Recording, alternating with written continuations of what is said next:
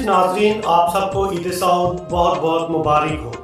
آج دنیا بھر میں تمام مسیحی یسوع المسیح کے آسمان پر اٹھائے جانے کی عید منا رہے ہیں، اور اس کے ساتھ ساتھ عالمی سطح پر یوم ابلاغیات بھی منایا جا رہا ہے۔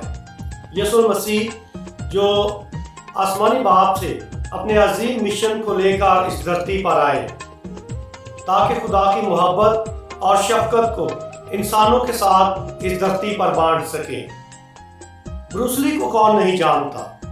یقیناً اس کی مشہور ترین فلمیں enter the dragon, game of death ایسی فلمیں ہیں جو دنیا بھر میں بہت زیادہ مشہور ہوئی، اور ان فلموں کا لوگوں پر اثر یہ ہوا تھا کہ تمام دنیا بھر میں بے شمار ٹریننگ سینٹر جو ہیں، مارشل آرٹس کے اسکول اور ٹریننگ سینٹر یہ کھول دیے گئے، اور لوگوں میں کراٹے سیکھنے کا جوش اور جذبہ دیکھنے کو آیا۔ اسکندر اعظم کو کون نہیں جانتا؟ یقیناً قدیم یونان سے لے کر انڈیا کے پنجاب تک اس نے بہت سے ممالک کو فتح کیا، اور اس نے کبھی بھی شکست کا تجربہ نہیں کیا تھا۔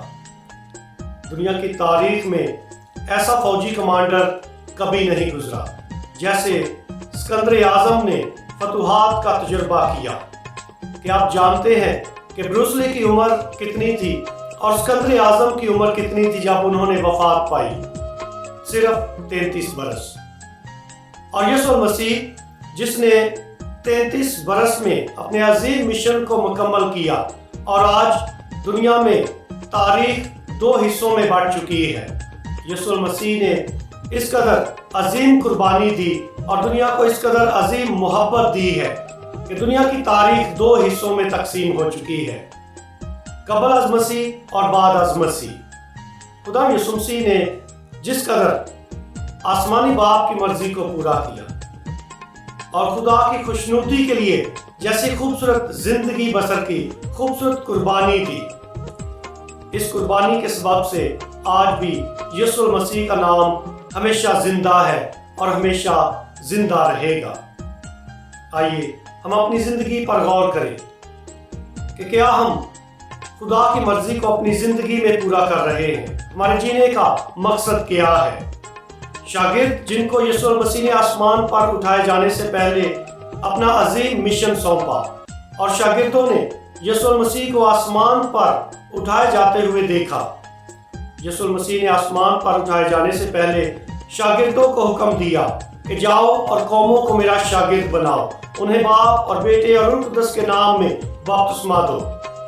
یہ حکم عظیم جب شاگردوں نے حاصل کیا تو انہوں نے یسوع المسیح کے مشن کو اپنی زندگی میں جاری و ساری رکھا۔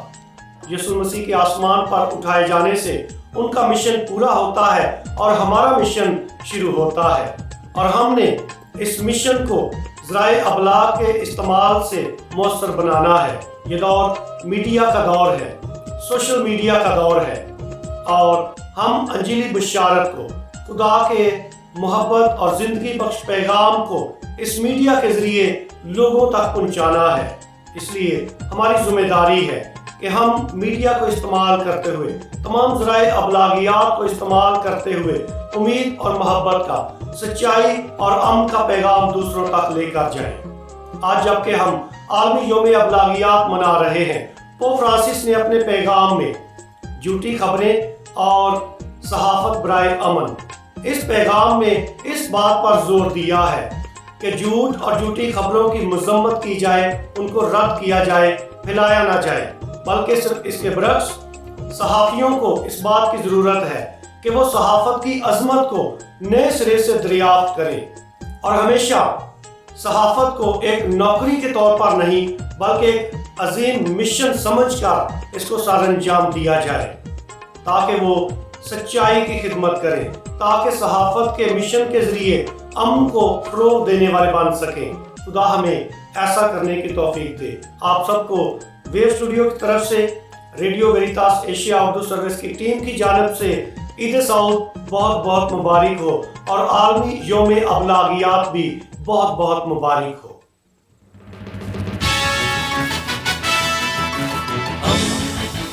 دوستی کا پیغمبر ریڈیو ویریتاس ایشیا